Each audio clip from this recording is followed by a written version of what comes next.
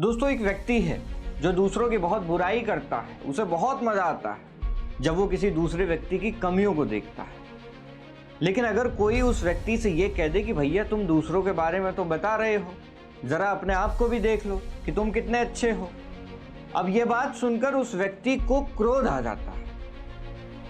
जाहिर सी बात है कि आपके आसपास ऐसे लोगों की कमी नहीं होगी। हो सकता है आप ही उनमें से कोई एक हो। दोस्तों, आज की खबर भी कुछ ऐसी ही है जो हमारी इस कहानी से मेल खाती है। दोस्तों, खबर यह है कि हाल ही में सुप्रीम कोर्ट एनसीईआरटी की किताबों में लिखी उन बातों पर भड़क गया जो बातें न्यायपालिका में हो रहे भ्रष्टाचार और लाखों की संख्या में लंबित पड़े मामलों को लेकर लिखी गई थी। इसीलिए सवाल ये पैदा होता है कि अगर किताबों में पुलिस की बर्बरता, नेताओं के घोटाले और विज्ञान के खतरों के बारे में पढ़ाया जा सकता है, तो फिर न्यायपालिका यानी सुप्रीम कोर्ट की गलतियों या कमियों पर चुप्पी क्यों?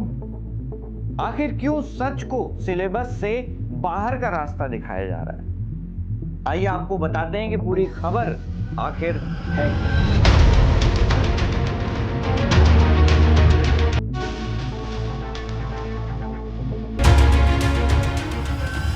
दरअसल एनसीईआरटी ने कक्षा 8 की सोशल साइंस की नई किताब में एक चैप्टर ऐड किया है, जिसके एक सब सेक्शन में न्यायपालिका की चुनौतियों के बारे में बताया गया है। दोस्तों, इस चैप्टर में सुप्रीम कोर्ट में लंबित 81,000 केसों के बारे में बताया गया है। हाई कोर्ट में 62 लाख लंबित केसों का जिक्र किया गया है। लोअर कोर्ट में 4 करोड़ से ज्यादा लंबित मामलों का जिक्र भी किया गया है। इसके अलावा सुप्रीम कोर्ट के जो पूर्व न्यायाधीश रहे हैं, उन्होंने भ्रष्टाचार और शिकायतों का जो जिक्र किया था, उन बातों को भी इस चैप्टर में कोट किया गया है। लेकिन जैसे ही सुप्रीम कोर्ट को इस किताब के बारे में पता चला तो चीफ जस्टिस सूर्यकांत एकदम से बौखला गए। उन्होंने इस मामले को खुद को संज्ञान में लेते हुए इन किताबों पर दोस्तों रोक लगा दी। चीफ जस्टिस सूर्यकांत का यह कहना था कि न्यायपालिका के बारे में ऐसी बातें बच्चों को नहीं पढ़ाई जानी चाहिए, इससे न्यायपालिका की बदनामी होती है। और ऐसा कहते हुए पूरी किताब पर दोस्तों ब्लैंकेट बैन लगा दिया गया, यानी कि ना प्रिंटिंग होगी, ना रीप्रिंटिंग होगी और ना ही डिजिटल शेयरिंग की जाएगी। सभी जो किताबें अभी तक छप चुकी थी, उनकी कॉपी को जब्त करने के आदेश दे दिए गए। ऑनलाइन पीडीएफ और सॉफ्ट कॉपी को तुरंत हटाने का आदेश दे दिया गया है। और एनसीईआरटी के डायरेक्टर डॉक्टर दिनेश प्रसाद सकलानी और स्कूल एजुकेशन सेक्रेटरी को सो कॉज नोटिस भी जारी कर दिया गया है। और उनसे यह पूछा गया है कि क्यों ना आप पर कंटेम्प्ट ऑफ कोर्ट के तहत कार्रवाई की जाए। दोस्तों, कोर्ट ने तो यहां तक कह दिया कि आपके खिलाफ क्रिमिनल कंटेम्प्ट भी हो सकता है। इसके बाद एनसीईआरटी ने माफी मांगी और ये बोला कि सर, ये एक एरर इन जजमेंट यानी कि अनजाने में हो गया। किताब की सेल पर रोक लगा दी गई, डिस्ट्रीब्यूशन बंद कर दिया गया और केंद्र सरकार ने भी, जी हाँ, मोदी सरकार ने भी कोर्ट में अनकंडीशनल माफी मांगी और ये बोला कि जिन लोगों ने भी ये किया है उन्हें एजुकेशन मिनिस्ट्री या फिर शिक्षा मंत्रालय से दूर रखा जाएगा।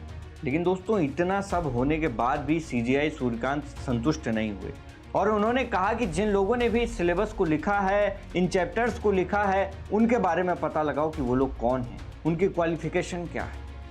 इसके बाद दोस्तों, सोशल मीडिया में लोग दो खेमों में बंट चुके हैं।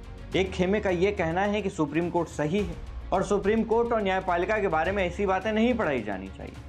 वहीं दूसरी तरफ एक खेमा ऐसा है जो ये बोलता है कि अगर आप पुलिस के भ्रष्टाचार के बारे में पढ़ा सकते हैं, विज्ञान के खतरों के बारे में पढ़ा सकते हैं, राजनीति में होने वाले घोटालों के बारे में भी पढ़ा सकते हैं, तो फिर न्यायपालिका की कमियों के बारे में क्यों नहीं पढ़ाया जा सकता?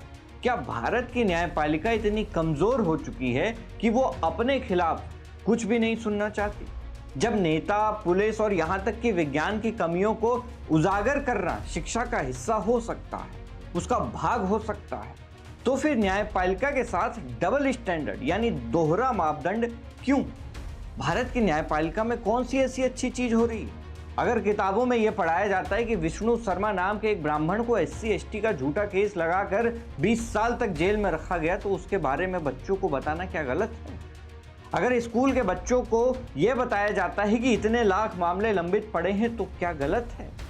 अगर स्कूल में ये पढ़ाया जाता है कि गाड़ी से एक्सीडेंट करने वाले अमीरजादों को महज एक निबंध लिखवा कर छोड़ दिया जाता है तो क्या गलत है? स्कूल में अगर बच्चा कमियों को जानेगा तभी तो इस सिस्टम को बदलने की हिम्मत रखेगा।